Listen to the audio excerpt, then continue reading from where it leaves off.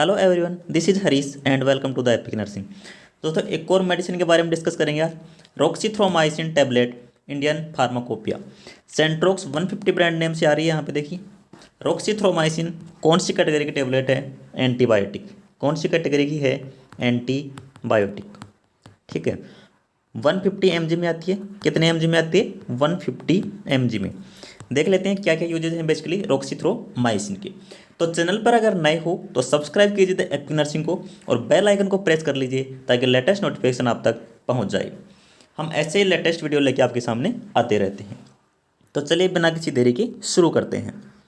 तो ये तो आपने देख लिया रॉक्सीथ्रोमाइसिन के बारे में कि रॉक्सीथ्रोमाइसिन एंटीबायोटिक टैबलेट है, ठीक है, और 150 mg में अवेलेबल है।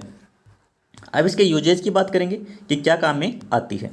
देखिए, roxithromycin is used in the treatment of bacterial infection. ये तो आपको पता है कि जो भी एंटीबायोटिक्स होती हैं वो बैक्टीरियल इन्फेक्शंस में ही काम आती हैं। एंटीबायोटिक्स जो हैं वो वायरल इन्फेक्शन में बेसिकली काम नहीं करती हैं, ठीक है। तो बैक्टीरियल इन्फेक्शन तो आपको पता है। अब कौन कौन से टाइप का जो बैक्टीरियल इन्फेक्शन होता है उनमें ये काम करती है। It is used in infection of, जैसे टॉन्सिल हो गया, ठीक है, साइनस जो नेजल इन्फेक्शन हो जाता है वो हो गया, ईयर इन्फेक्शन हो गया, नोज का इन्फेक्शन हो गया, throat, skin and soft tissue infection, ठीक है। इसके साथ में जो न्यूमोनिया होता है, लंग्स, ठीक है, जैसे अपन एजिथ्रोमाइसिन का यूज करते हैं उसी प्रकार से इसका भी यूज किया जा सकता है, ठीक है। इसके बाद में देखिए रॉक्सीथ्रोमाइसिन की कैसे काम करती है इसके बारे में देखें। तो देखिए, रॉक्सीथ्रोमाइसिन इज एन एंटीबायोटिक, ये मैं पहले बता चुका हूँ आपको। It works by preventing synthesis of essential proteins required by bacteria. यानी कि बैक्टीरिया जिस प्रोटीन से ग्रोथ करते हैं उस प्रोटीन के सिंथेसिस को ये ख़त्म कर देती है, यानी कि प्रिवेंट करती है, ठीक है, to carry out vital functions, जैसे बैक्टीरिया ग्रोथ नहीं कर पाते हैं। इसके बाद होता क्या है? It stop the bacteria from growing and prevents the infection from spreading. यानी कि बैक्टीरिया ग्रोथ को कम करती है और जो इन्फेक्शन स्प्रेड हो रहा था उसको बिल्कुल कम कर देती है। तो मेडिसिन का नाम है रॉक्सीथ्रोमाइसिन। और रॉक्सीथ्रोमाइसिन के नया फैक्ट आपको बताऊँ, आजकल क्या हो रहा है बेसिकली, तो स्किन एलर्जी होती है, स्किन एलर्जी होती है उसमें रॉक्सीथ्रोमाइसिन का काफ़ी यूज किया जा रहा है, ठीक है।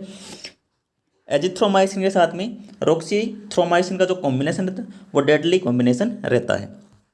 इसके बाद में देखिए कुछ साइड इफेक्ट भी हो जाते हैं रॉक्सीथ्रोमाइसिन के, उसके बारे में भी डिस्कस कर लेते हैं।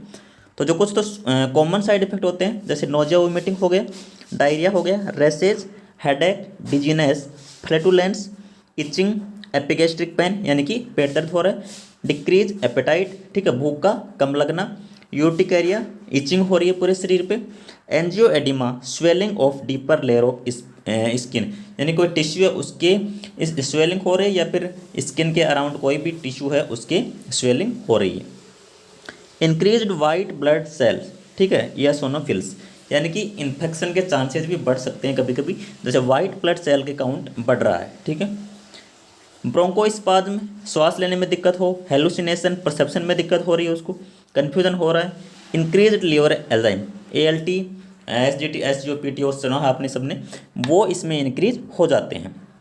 तो बेसिकली कुछ कॉमन साइड इफेक्ट हैं रॉक्सीथ्रोमाइसिन की, ठीक है। तो रॉक्सीथ्रोमाइसिन के बारे में मैंने आपको बता दिया काफ़ी कि रॉक्सीथ्रोमाइसिन सबसे पहले तो देखिए एंटीबायोटिक है, 150 mg में अवेलेबल है, ठीक है। और देखिए रॉक्सीथ्रोमाइसिन प्लस एजिथ्रोमाइसिन ये डेडली कॉम्बिनेशन है एंटीबायोटिक्स का। किस में दिया जा सकता है? एलर्जिक कंडीशंस में। एलर्जी कंडीशन के अलावा जो भी इन्फेक्शन है, ईयर इन्फेक्शन हो गया, नोज इन्फेक्शन हो गया, कोई भी किसी प्रकार इन्फेक्शन में रॉक्सीथ्रोमाइसिन का यूज किया जा सकता है, ठीक है। तो ये वीडियो जो है वो एक एजुकेशन पर्पज से बनाया जा रहा है। इसके इस्तेमाल के लिए आप SCP की सलाह अवश्य लें, ठीक है। अब एंटीबायोटिक्स की बात आई है, तो एंटीबायोटिक्स अपने को जो SCP होते हैं वो 7 से 14 दिन के प्रेस्क्राइब के लिए कहते हैं, ठीक है। अगर 7 से 14 दिन का प्रेस्क्रिप्शन ठीक नहीं हो रहा है तो मैक्सिमम आप 28 डेज का प्रेस्क्रिप्शन ले सकते हो, ठीक है। तो ये थी एंटीबायोटिक्स की बात। इसके बाद में बात करें तो रॉक्सीथ्रोमाइसिन यूजेज अपन ने देख लिए, ठीक है, साइड इफेक्ट्स देख लिए, कैसे काम करती है वो भी अपन ने देख लिया है। तो ये बेसिकली था रॉक्सीथ्रोमाइसिन के बारे में। तो कैसा लगा वीडियो कमेंट सेक्शन में ज़रूर बताइएगा और ऐसे ही अमेजिंग वीडियोज़ के लिए सब्सक्राइब कीजिए द एपिक नर्सिंग को। Thank you so much. जय हिंद, जय भारत।